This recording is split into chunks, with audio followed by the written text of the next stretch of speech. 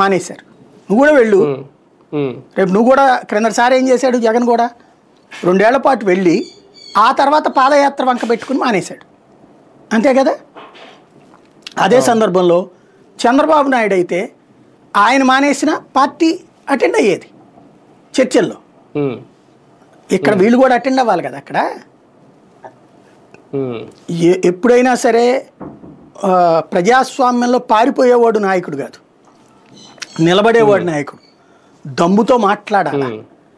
కొంతమంది ఉంటారు అయ్యో మా వాడికి ఏం కాకూడదని, అది వీర ప్రేమికులు. ఆ వీర ప్రేమికులందరూ మొన్న గెలిపించాల జగన్ని.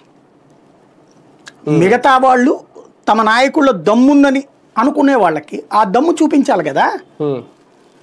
బయట తొడగొట్టడం కాదు కదా, సభలో తొడగొట్టు, నువ్వు చూపించు, అక్కడ మాట్లాడు.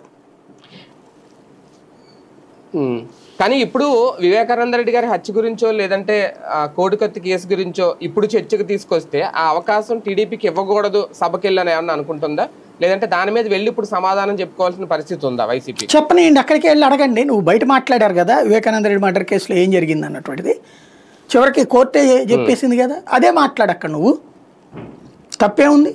కోడికత్తి రమ్మని మనం అందరినీ, ఈయన కూడా ఒక కత్తి పట్టుకెళ్ళి రెండయ్యా మీలో ఎవడైతే కోడికత్తితో ఏం కాదన్న వాళ్ళందరూ వస్తే నేను ఒకటి బీగుతాను ఒక్కొక్కళ్ళకి ఇదే సభలో.